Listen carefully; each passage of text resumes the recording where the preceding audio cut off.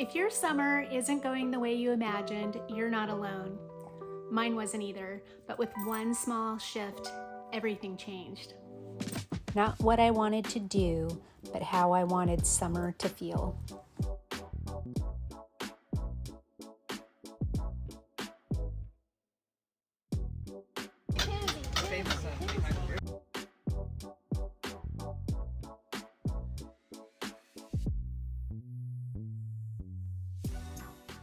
One thing that has always been important to me has been to take a few moments to sit down with my journal. Not because I have all the answers, but because it really helps me to slow down long enough to ask questions of myself. I've always been goal-oriented, and it's just part of my DNA to reflect and think about how I want to spend my time going forward.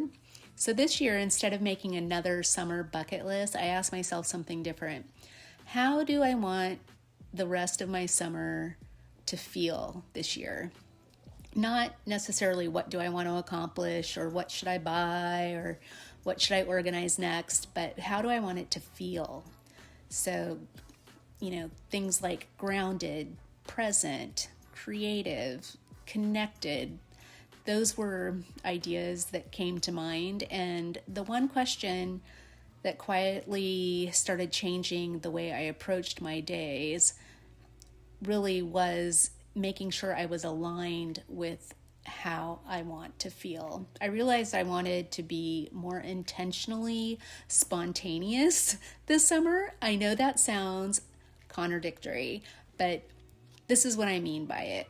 The more intentional that I become about the everyday things, like how I plan ahead, keeping my home in order, not overcommitting my calendar, planning out my outfits in advance, doing meal planning, those kinds of things, those all leave room for things that I could never plan.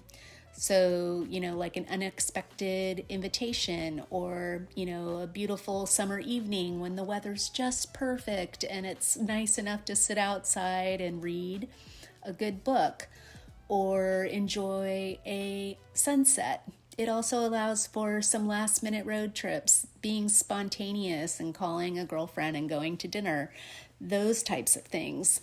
I don't think those moments happen because we suddenly have more time. I think they happen because we've intentionally left room for them. So I'm learning that a beautiful life isn't just thoughtfully planned, it's also open to surprise. I just wanted to quickly hop on and say welcome to Lovely Life Plan. I am Maureen, and if you're new here, welcome to the channel. If you're coming back, welcome back. I want to also thank all of our subscribers. You mean the world to me. And if you haven't already subscribed, please consider doing so. If you're enjoying this content, please consider giving us a like. It means a lot to the channel and the community. It'll help us grow. Now back to the video. Hey there. Hello. What's up? What are you doing? Well, today we decided to venture out to a local farmer's market, and it is hot. It's going to be over 90 degrees today, so the key to these things is to get out early in the morning. We did not do that. And where are you sitting right now? I am sitting in kind of the, what do we call this, maybe like the promenade of the entrance to the Fishers Civic Center area. And they host all kinds of fun things. They have the farmer's market, free concerts in the park.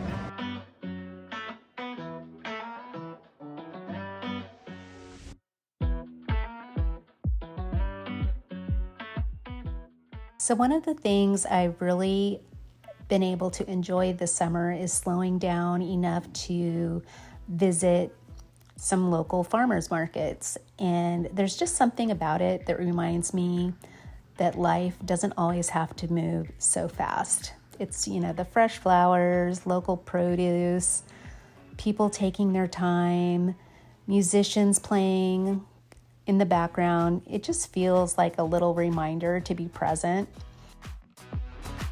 You pick! Koozie! Woo! Indianapolis Motor Speedway in support of the Brickyard 400 presented by PPG, our NASCAR weekend, next weekend at the track. And so we'll have 2 races, one Saturday, one Sunday. And yeah, 34 years running. So of course, no trip to the market is complete without bringing home fresh flowers. It's become one of my favorite little summer rituals. They're such a simple purchase, but somehow they make the whole week feel a little brighter. And sometimes we think creating a beautiful life requires really big changes, but I'm finding that it's often these ordinary Saturday mornings and these tiny little rituals that become the moments I remember most. And one of my favorite parts of this morning was meeting a local entrepreneur who makes these incredible protein bites. I love hearing people's stories and asking them how they got started, what they're creating, and the passion that they have for what they do is always so refreshing. Fortunately, I ran out of them. I sold them. But yeah, these are my best seller. It's our peanut butter protein bites. They're gluten-free, dairy-free, organic, and all the ingredients are locally sourced. So yeah, they're a great breakfast. They have about 12 grams of protein per pack. They're $5, and nothing about those. Yeah. What kind of protein? I use collagen, so it's made of bovine collagen. Yeah, again, dairy-free. It's good for your skin, your hair, your nails. Yeah. But my name's Campbell, and I started this company 3 years ago. I'm 20 years old, and I go to Indiana University, and I'm studying marketing and advertising. And I found out that I had autoimmune problems, so I had to start cooking and baking more health-focused. And I wanted people to feel included when they came to the farmer's market and could find something that they could enjoy. And that's awesome. Yeah.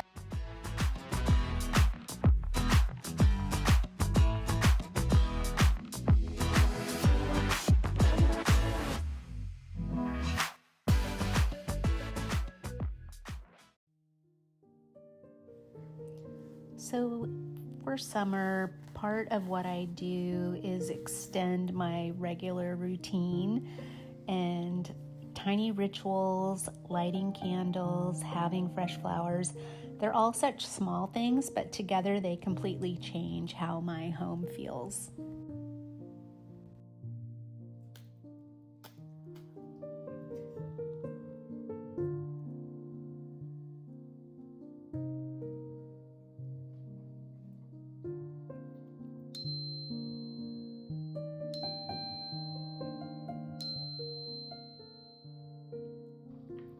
So I use the tuning fork against the crystal, and it helps to woo-woo cleanse the area of my home.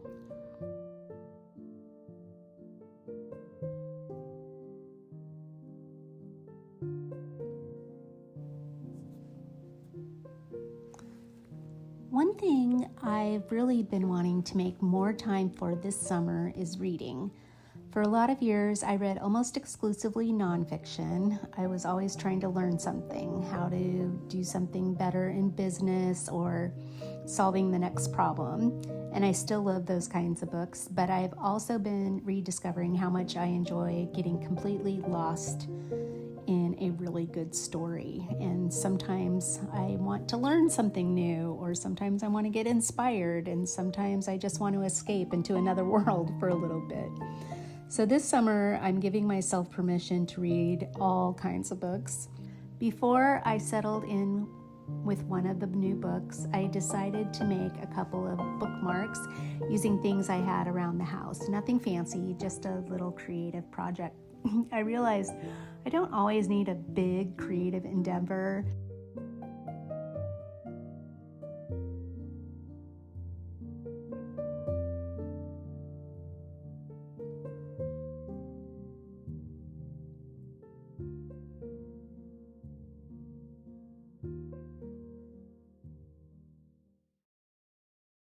So these are a few of the books that are on my to be read lists, and these are the ones that I picked out for summer. I don't know if I'll get through all of them this summer, but here's one. It's called Will Prescribe You a Cat. It had me on the cover. They're just so cute. It's just such a cute idea. So I'm really looking forward to starting this one. But right now I'm actually reading two books. I'm reading this one, which is really outside of my normal genre. It's called When the Moon Hatched. It's a lot of world building in the beginning of the book, and it's been really fascinating to kind of dive into more of a fantasy style book. I haven't done that in a long time, so but it is a tomb, so getting through it. And then I also have this book that was given to me by a friend this year, and it is called Escape from Lucumberry, and that is a prison in Mexico. So this is a true story, actually. It's pretty compelling, the story, and learning about the adventures this guy goes through and some of the things that he faces, and ultimately some of his scheming. Then a few others that are on my to be read list. This is The Safe Keep. It's a new author's first book out. This is like her debut, so I'm really looking forward to this one. It just looks like a cozy read, and everything I can do to stay focused.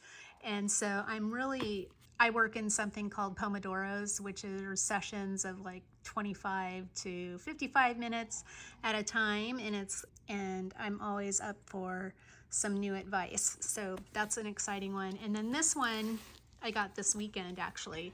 My daughter was in town from Lexington with her roommate, and they wanted to go to the bookstore, so we did. And this one was recommended, and it was on sale for $3 off, and it's called Seek Immediate Shelter. And I think the premise is that this town believes it's going to be the target of a nuclear bomb, and it explores kind of how everybody is responding to that. So anyway, those are the books that are on my to be read list right now. What are you guys reading?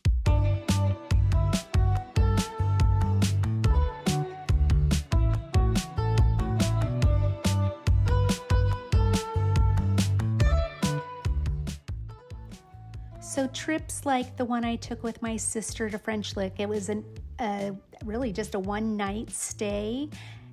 We had a spa getaway, and it was fabulous. We were able to celebrate her birthday and have a blast enjoying the spa, going out to a fancy dinner, hitting their casino, staying in the beautiful hotel.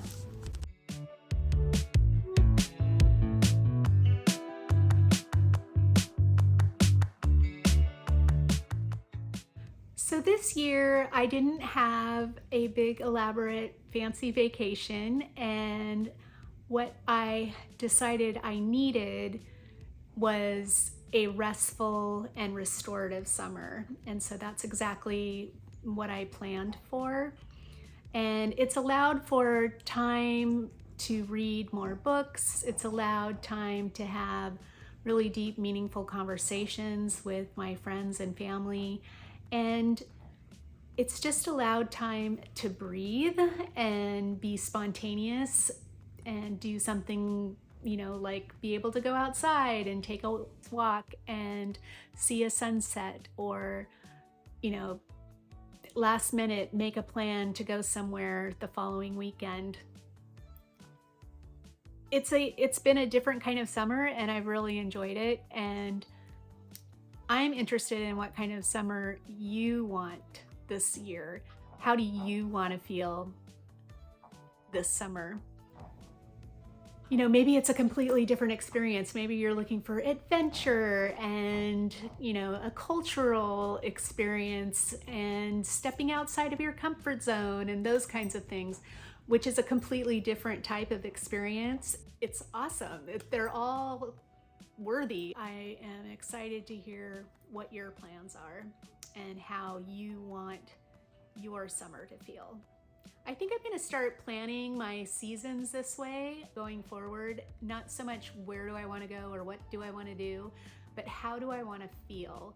And so as we are in the home stretch of summer now, we've got probably 6-8 weeks left. maybe I'll start thinking in the back of my mind, what do I want my fall to look like? And I know that's a dirty word this time of year. But anyway, in the meantime, take care of yourself, take care of your future self, and have a lovely life. Bye.